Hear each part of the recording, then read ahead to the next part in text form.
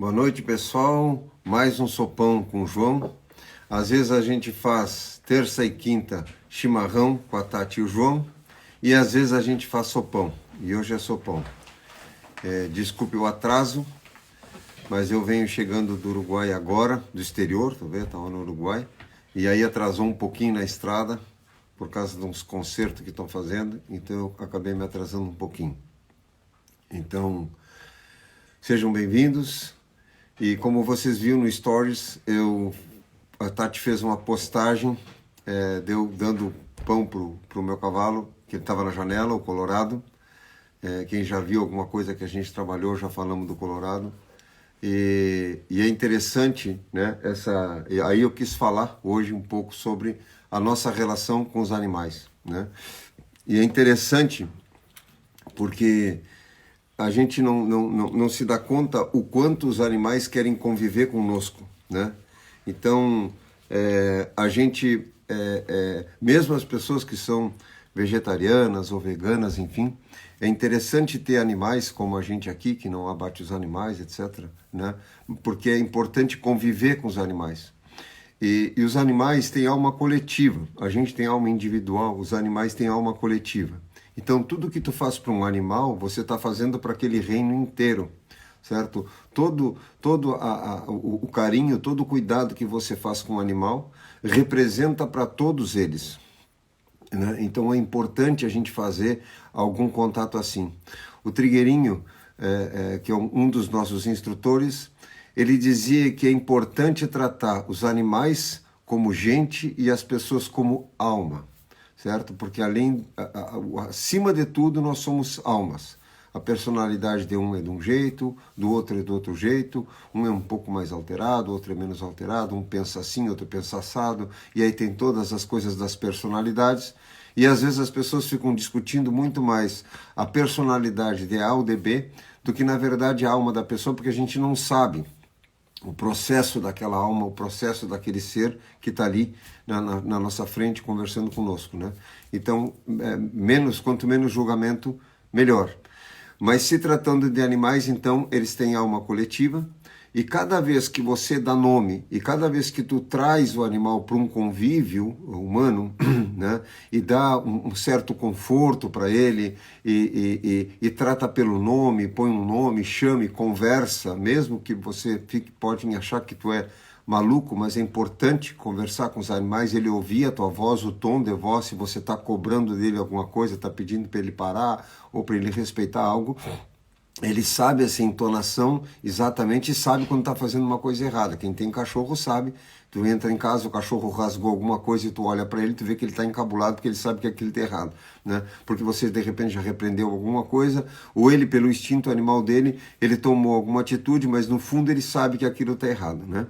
Então, toda vez que a gente faz uma manifestação com o animal, com um trato, com um cuidado, né, com um respeito, né, fora das indiferenças que a gente tem assistido, né, com relação ao reino animal e o vegetal, no momento que eu trato com cuidado, né, ele começa a interagir contigo também de uma outra maneira, ou seja, o espaço animal dele vai reduzindo e esse espaço de individualização dessa alma vai aumentando, vamos dizer assim, né? Ou seja, ele vai começando a se sentir indivíduo, não tanto manada, mas tanto mais individualizado, né? Porque a gente quando fala que um indivíduo é porque ele não se divide, né? Ele é uma parte de um todo, mas ele tem a sua parte, como a gente tem, somos almas individuais, como eu disse. Então, por exemplo, aqui os animais dormem na estribaria, de noite, etc. Então, tem uma égua nossa que a Tati botou o nome de Mater, como mãe, né? E ela é extremamente educada, assim, ela dorme na estribaria junto com uma ovelha, que é a Dolly, sempre junto, né? A Dolly é companheira dela, inseparável, então a Dolly está às vezes na porta da estribaria, uma ovelha pequena, o cavalo é muito maior, ou seja, são várias vezes o peso, 4, 5 vezes o peso da ovelha, no entanto, ela vai e respeita para entrar, ou seja, ela quando vai entrar e a ovelha está ali na frente, ela para e espera a ovelha entrar para passar. A ovelha já não espera muito ela, que já é muito afeita, a Dolly é muito louca, e não é isso. Então, a Dolly tem esse comportamento, e a gente acha que cavalo é cavalo, não, cada animal tem um comportamento, né? E aí começa a chover às vezes, e ela já vem procurando para entrar para dentro da estribaria, para dormir ali.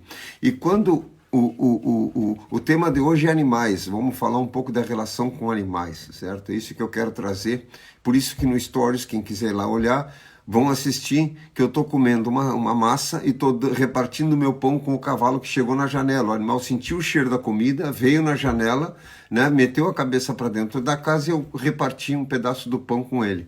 Então, essa ideia que os animais não querem estar perto do ser humano, né, ou que você usar um cavalo é uma coisa má ou coisa assim, tem um pouco de uma certa confusão, às vezes, né, nessa visão.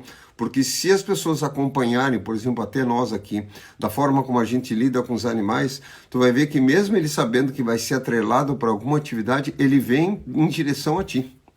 Eu chamo e eles vêm, certo? Eu nunca abuso do tempo dele, da força dele, de nada, certo? Porque mas já sei, obviamente, os limites dos animais e tem, além disso, um respeito com relação ao animal, que é o que eu estava falando agora há pouco, né? Então você bota nome, né? Trata com carinho, escova, lava, vê se o animal está bem, etc, etc, cura, enfim, tudo isso. Agora mesmo, uma das éguas que está machucada, a Brisa, nós estamos tratando ela há meses, com várias coisas, homeopatia e outras coisas, acupuntura já se fez também, enfim, uma série de coisas, né? Então, no momento que tu começa a atender, a cuidar o animal, ele começa a receber aquilo também de uma forma agradável. Então, o animal que está selvagem, no momento que ele começa a interagir contigo, ele começa a respeitar os espaços teu e dele, né? E isso começa a ter uma interação muito interessante. Então, como eu contava agora, por exemplo, de começar a chover, e a égua pega e busca o abrigo, quer dizer, o animal na natureza não faz isso, né? Mas ele começa a gostar de poder entrar numa estribaria, que está com uma cama de maravilha seca, chegar ali e deitar, e é comum eu entrar no galpão a partir das 9, às vezes eu vou fechar o galpão ou ver os animais como é que estão, e eles estão deitados, né? Um presépio, porque eu tenho 3 burras e 3 cavalos hoje na estribaria, separados, né? E aí eu entro, às vezes estão todos deitados, né? Então, e no campo, se você for observar, o cavalo dorme de pé, para quem não sabe. Por exemplo, o cavalo dorme de pé. Por quê? Porque ele é presa no campo, ele não é predador, ele não preda nada, porque ele é um animal herbívoro, né? Então ele é presa no campo. Então dificilmente um animal no campo dorme deitado, ele dorme de pé, por segurança. Inclusive tem história dos índios guaranis e caigangues, e mesmo o gaúcho lá atrás, logo depois da colonização, dormiam em cima dos cavalos no tempo das guerras, das coisas, e dentro das lagoas, né, com água até a meia canela, porque qualquer movimento de um estranho, o cavalo despertava por causa do barulho, ele ouvia, ou o cavalo se mexia, mesmo que ele caísse do cavalo, ele podia sobreviver a um ataque, etc. Então eles acabavam até dormindo em cima do cavalo. É comum o cavalo dormir de pé, geralmente dorme de pé. Quando tu bota, só para as pessoas que não são da área saber, então quando tu bota o animal dentro de uma estribaria, ele deita, e deita às vezes deitado total, ou seja, não só de deitar que nem o camelo, ele deita, estende e encosta a cabeça no chão, porque ele se sente resguardado, ou seja, ele se sente cuidado, ele sabe que ali não vai ter nenhum predador que vai atacar ele. Só que essa situação no campo dificilmente acontece. Então, na verdade, você está criando uma situação para o animal que ele está passando de um processo de animal para um processo individual, onde ele começa a conviver contigo, né, e ele começa a ter confiança e segurança nas situações que tu está criando para ele. Então isso é importante, certo? Da gente entender essas coisas, né? Assim como as pessoas têm um cachorro e cuidam do cachorro, o cachorro às vezes sobe no sofá, dorme no tapete, o cachorro na natureza não acontece nada disso. Nossos cachorros estão chovendo, por exemplo, que são cachorros de clima mais frio, e eles estão na chuva, né? Eu comprei até uma casa para os cachorros, dessas grandes, porque eles são enormes, eles nunca entraram dentro da casa, né? Porque eles nunca se acostumaram com a casa, eles dormem no chão, né? No relento. No entanto, os cavalos começaram a gostar dessa situação de dormir dentro da estribaria. Então, se eu abrir, eles preferem ficar ali dentro, resguardado, do que sair para a rua, né? Claro, de dia eles saem, vão pastar, vão tomar água, vão fazer todas as atividades, mas de noite eles querem estar ali dentro, né? Então, quando você começa a lidar com essas coisas, tu começa a ouvir o cavalo. Por exemplo, eu entro no galpão e ele faz um tipo de relincho bem baixinho, como se ele estivesse conversando comigo de perto. Então, quando tu tem uma pessoa que está longe no campo de ti, tu grita para fazer a cena, para ela te ouvir, etc. assim, né? E quando tu está perto, tu fala. E se for uma pessoa íntima, tua mulher, um filho, você pode até falar sussurrando, pode falar baixinho, né? Por quê? Porque ela está perto de ti. E eu percebo isso.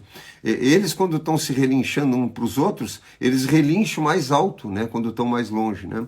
E aí, quando eu entro no galpão e vou preparar uma comida, uma coisa, eles fazem um relincho bem baixinho, quase imperceptível, mas eles sabem que eu estou ouvindo.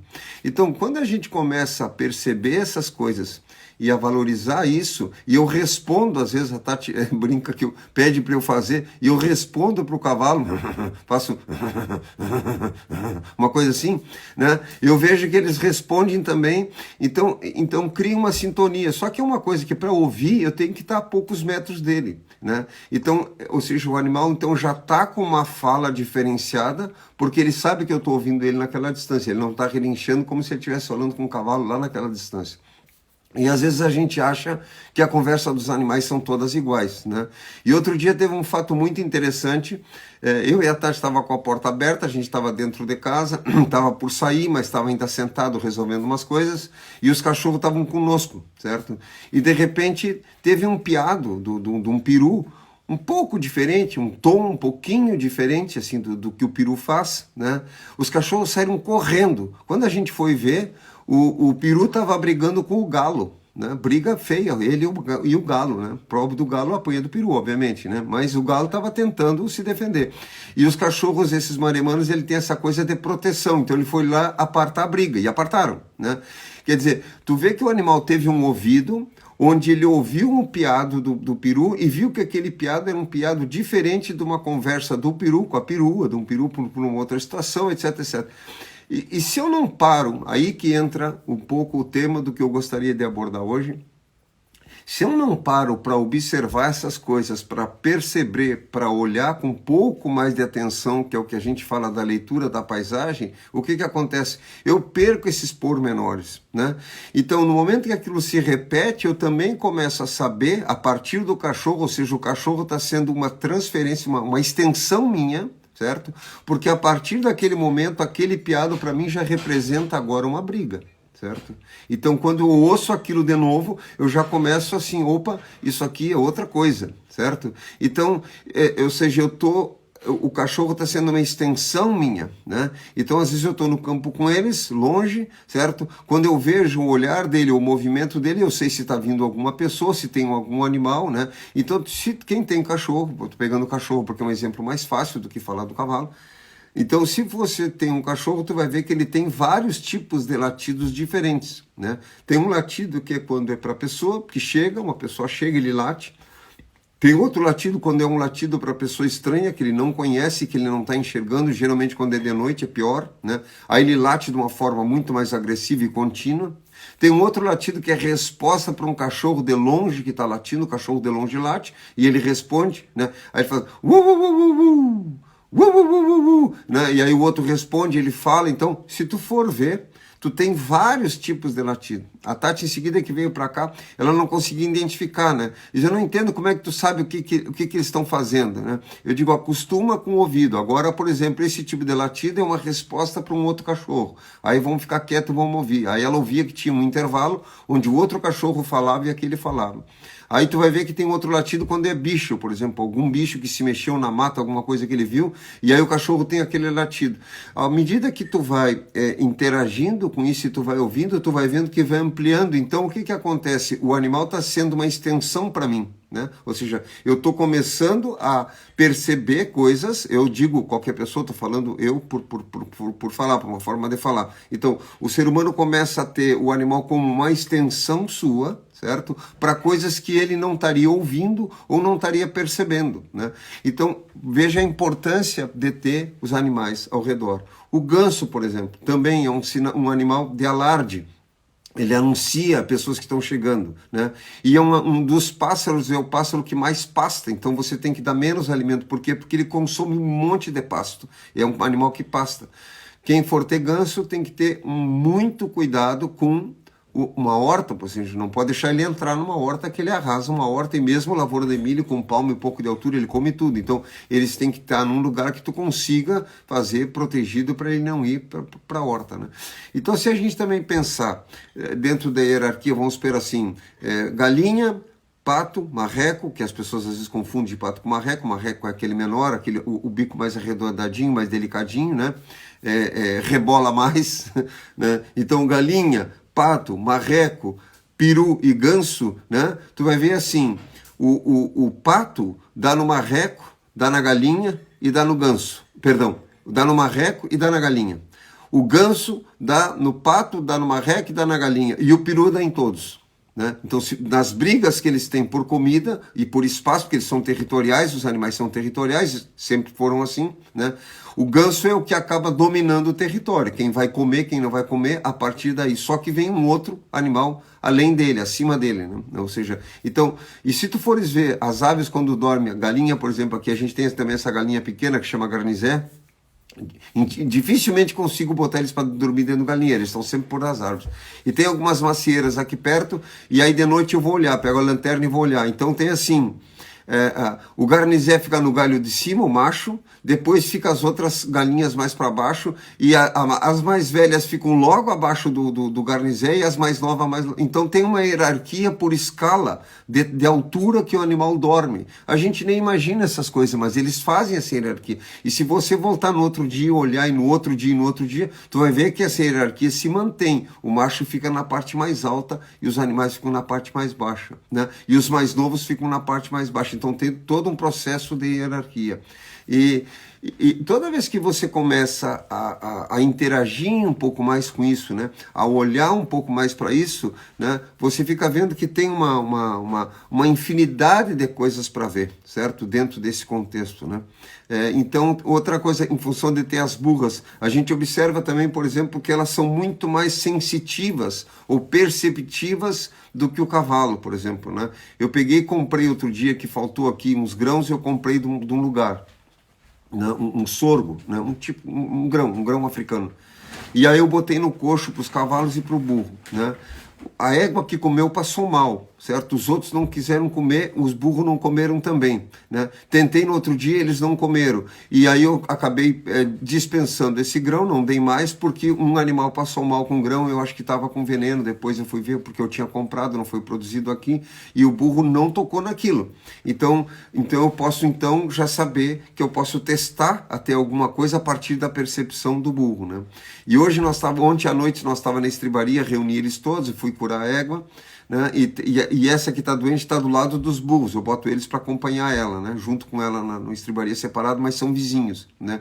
E eu estava conversando com meu filho, né? E o meu filho ainda não tinha vindo aqui com essas burras aqui. E no momento que ele começou a falar, elas pararam de comer e se voltaram para ouvir ele. As três pararam e ficaram ouvindo ele, porque era uma voz nova. Certo? Nem ele observou. Eu hoje, depois da live, eu vou contar para ele, né? Então, elas pararam e ficaram ouvindo. E tem uma que está bem pequenininha, tem poucos meses. Todas pararam e ficaram um tempo ouvindo, totalmente atento ouvindo. Depois que ouviram um pouco, voltaram a comer. Então, quer dizer, o animal fica percebendo tudo, aquele som, aquilo tudo, etc, etc, né? Ou seja, para ver que tipo de pessoa, como é que é isso, ou seja, os animais são muito perceptivos, né? E às vezes a gente trata, é comum, eu vejo aqui na região da Campanha, não sei em outras regiões, né? Na fronteira aqui, o pessoal não bota às vezes nem nome no cavalo, né? Comum, ou não bota nem nome no cachorro. O que acontece? Tu nunca cria uma coisa mais próxima do animal. Fica muito mais difícil do animal aprender, certo? Por falta desse contato, né? De você conversar também, Entende? Então toda vez que eu vou dar remédio para a égua, eu falo com ela, olha, esse remédio é bom, foi uma amiga que mandou, vai te fazer bem, nós vamos fazer assim, vai fazer assado, vai ficar bem, não sei o que, quem olha de longe parece que o cara tá ficando maluco. Mas é que o animal ouve a tua voz, vê a tua intenção na tua voz e aquilo também faz parte da relação, da cura, etc, etc, etc, né? Imagina uma pessoa entrar dentro da estrivaria para dar comida para um cavalo, chamar o cavalo de tudo que é impropério, aos gritos, aos coisas, obviamente que aquilo ali tem uma relação diferente, né? Então, tudo isso faz parte, né? Outra coisa com relação a isso é a simbologia, ou seja, o que representa os animais na nossa vida, né? Repito, eu sei que tem muitas pessoas aí que são veganas, vegetarianas, enfim, mas é importante o contato com eles, pelo contato com eles, para fazer com que eles também evoluam junto conosco, né? Porque, como eu já disse, o planeta está sendo criado, nós somos co-produtores, vamos dizer, co-evolutores, me faltou a palavra, cooperadores de todos os sistemas, né? Co-criadores, me faltou a palavra, co-criadores, né? Ou seja, o planeta está sendo criado, então nós estamos co-criando, e no momento que eu estou co-criando o planeta, e eu pego os animais e trato como pessoas, ou seja, colocando o nome, e dando comida, e tendo uma coisa afetiva, sai de manhã e dá bom dia para o bicho, faz um carinho, faz um trato, etc, etc. Você está pegando o animal que está num estado animal, e está trazendo ele um pouquinho acima daquilo. Ele começa a já ver um pouco acima daquilo, né? Certo? Tem histórias, história com H, dos incas lá atrás, onde eles tinham contato com os animais, inclusive silvestres, ou seja, esses animais selvagens, eles conseguiam ter contato direto com eles sem os animais fugirem, por causa de um trato agradável com os animais, de bom trato, etc, etc. A Tati não vem hoje vai ser só comigo, o pessoal que está perguntando por ela. A Tati está preparando uma sopa, então hoje eu falo aqui e como a sopa junto com ela depois, tá bem? É isso, então fiquem tranquilos, mas ela tá bem, tá tudo direitinho, chegamos de viagem agora. Estamos no exterior, o Uruguai é perto daqui, de tanto em tanto a gente vai. Bom, então, por exemplo, quando tu encontra... tem uma história interessante, por exemplo, essa imagem do Krishna com 4 cavalos, né? Então, o que representa aquilo? Ou seja, ele contendo a força animal dele, certo? Então, ele está com 4 cavalos, com as rédeas na mão. A gente tem essa expressão de dizer que a gente tem que ter as rédeas da nossa vida, né? Então, as rédeas, essa representação de Krishna com os cavalos, é que ele está segurando os cavalos, né? E o cavalo também é interessante porque ele representa tanto o Apocalipse, né? As 4 forças do Apocalipse estão montadas em cima de um cavalo, e ao mesmo tempo o cavalo tem toda essa coisa do príncipe, todo esse processo. Então, ele tanto é essa força que pode pender para um lado negativo, como ele pode ascender a forças extremamente positivas. Então, o cavalo seria o nosso eu, o nosso ego, né? Então, como é que eu controlo também essa minha força animal? Então, sonhos com cavalo, tudo isso representa isso. Como é que veio o sonho, né? Ou quando você se deparou com um cavalo, né? Se você se importou com aquilo, o que representou aquele cavalo que tu viu? O que você sentiu quando o cavalo que você viu, né? Assim como, por exemplo, a história do sapo, né? Ou seja, o sapo vem da água para a terra, ou seja, ele é um girino, o sapo põe o ovo dentro d'água, forma um girino, que é um animal com uma colinha, né? E aí ele cria patas e sai da água para a terra. Então, quando eu encontro um sapo, né? E tem várias percepções que eu encontro o sapo e me identifico com aquele sapo de alguma maneira, me chama a atenção, vamos dizer assim, aquilo tem um simbolismo. E simbolismo, então...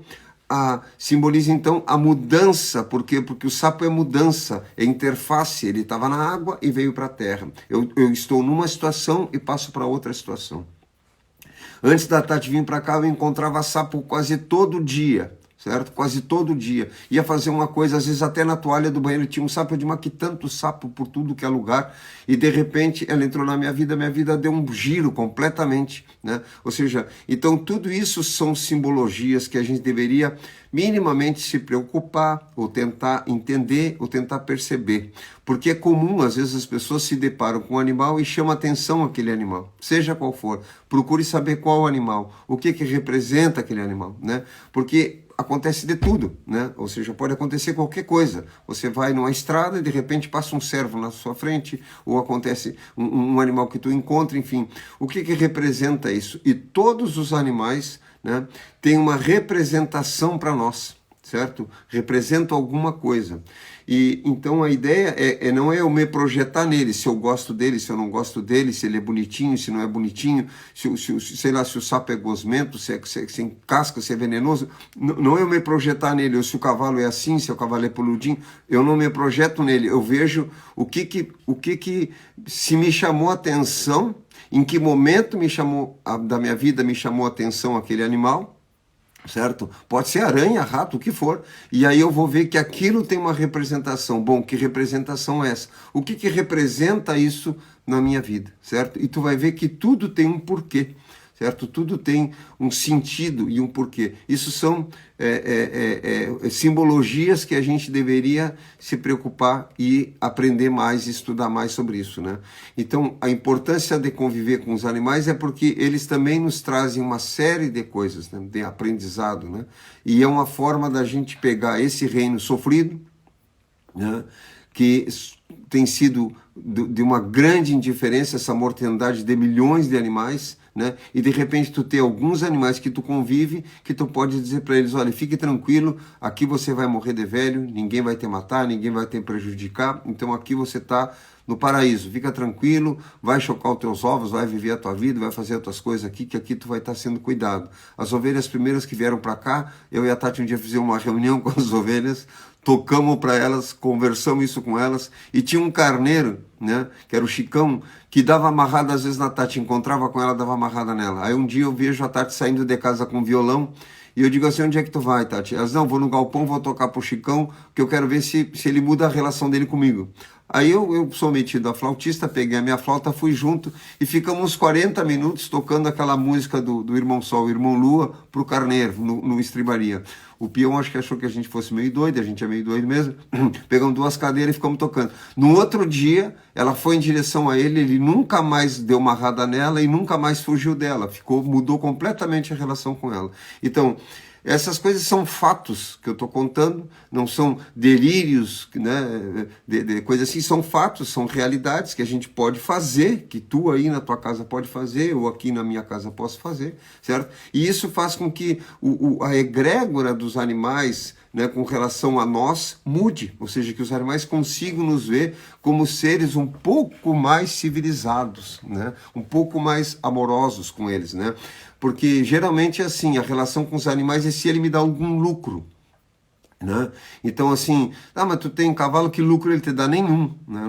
A ideia não é essa. As pessoas têm cachorro, o cachorro não dá lucro, o outro tem, né? Ou seja, o que a gente pega das galinhas são alguns ovos, né? Mas eu não tenho uma ideia de lucro com aquilo, eu quero conviver com os animais, certo? A ideia é ter próximo, obviamente que a gente também usa de alguma forma, as galinhas ciscam e às vezes em alguns canteiros, nos dão um esterco, dão alguns ovos, etc. A gente não mata os animais, mas assim, aí você tem uma interação com isso, aí tu começa a perceber essas coisas todas, né?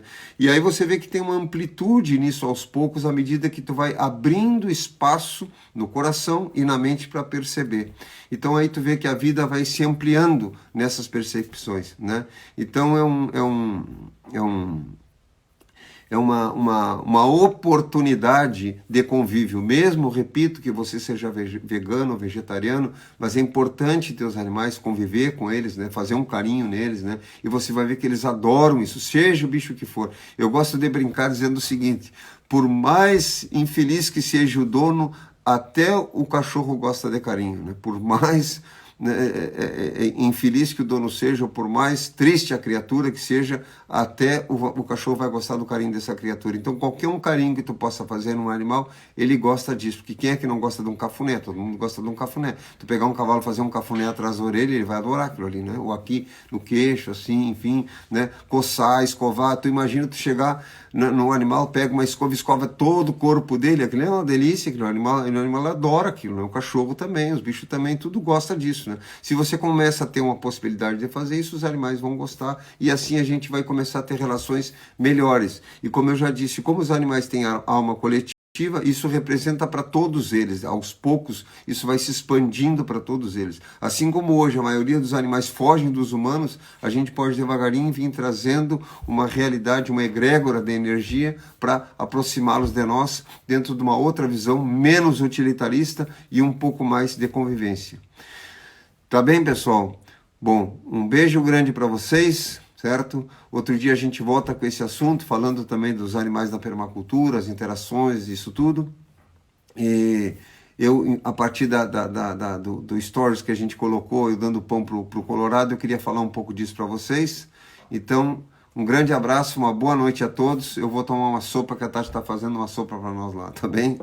Até então, outro dia. Um grande abraço.